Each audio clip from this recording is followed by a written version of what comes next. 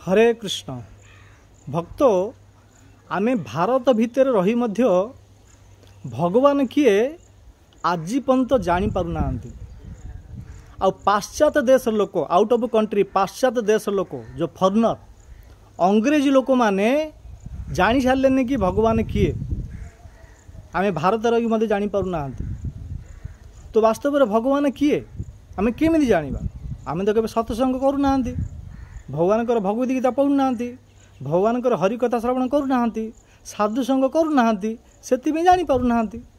America लोक माने भागवत कथा शुणुचंती, भगवत गीता पढ़ुचंती, नाम जप करूचंती, सेति तांके जानी सारलेनी। आमर भारतर संस्कृति सभ्यता कल्चर आमे पालन करू नाहंती, से माने पालन करी भगवान वास्तव में किए जानी सारलेनी।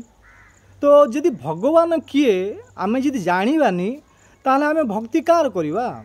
सेतिपई विशेष करी आम ओडिशा रे लोक माने विभिन्न प्रकार ओषा उपवास विभिन्न प्रकार देवी देवतानकर शरण को जाउचंती। वास्तव में भगवान किए जानिबार दरकार। केते वर्ष बीती गलानी 40 50 60 70 वर्ष का 80 वर्ष बीती गलानी, वास्तव में असली भगवान किए जानी पारु नाहंती। तो भक्त आज ये वीडियो आमे जानिबा कि वास्तव में भगवान किए। भगवान होची श्री कृष्ण। कृष्ण को भगवान कहीं कहते? हाँ, किसी लोक मैंने कहे कि समस्ते कहते कृष्ण तो भगवान, आमे मध्य कहते ना, ये गलत। आमे जानिबार दरकार। आम पाखे कौन शास्त्र ना, भगवत गीता ना, भागवत पुराण ना, वेद शास्त्र उपनिषद शास्त्र ना, सबू थिला पर मध्य आमे कहीं जानी पारु नाहंती। तो आमे तो मनीष जीवन प्राप्त करथिले, ए मनीष जीवन आमे आसीथिले भगवान को जानिया पाई। तामे भगवत गीता भागवत को शास्त्र को विश्वास करूना, से भगवान को जानी पारु नाहंती। देवी देवता शरणागत हो जाउचंती। आ देवी देवता शरणागत हेले आपण माने मुक्ति पाई परिबे नाही। तो भगवान होचंती कृष्ण। तो कृष्ण को कहीं भगवान कहउचंती ना, कृष्ण को पाखरे 6टा ऐश्वर्य अछि। जा पाखरे 6टा ऐश्वर्य अछि सेही व्यक्ति ही भगवान हो पारिबे। The supreme personality of Godhead. सबु देवदेवता 33 कोटी देवता अछंती, सबु श्रेष्ठ होचंती पूर्ण पुरुषोत्तम भगवान श्री कृष्ण। ए 6टा ऐश्वर्य जा पाखरे अछि सेही भगवान हो पारिबे। तो 6टा ऐश्वर्य कौन ना? सौंदर्य, शक्ति, जस, धन, बुद्धि और वैराग्य। हाँ, सौंदर्य, शक्ति, जस, धन, बुद्धि और वैराग्य जा पाखरे 6टा ऐश्वर्य अच्छी से व्यक्ति भगवान हो पारिबे। आ ये 6टा ऐश्वर्य आउ का पाखरे नाही? शिवं को पाखरे नाही, ब्रह्मा को पाखरे नाही, इंद्र चंद्र वरुण कुबेर का पाखरे मध्य 6टा ऐश्वर्य नाही।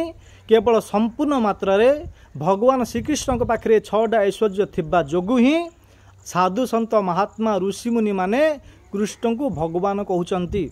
आउ से भगवान को जतले आमे जानिबा, तांकर शरणागत हेबा, तांकर भजन करिबा, तांकर भक्ति करिबा, से भगवान श्रीकृष्ण ही हमको मुक्ति दे पारिबे।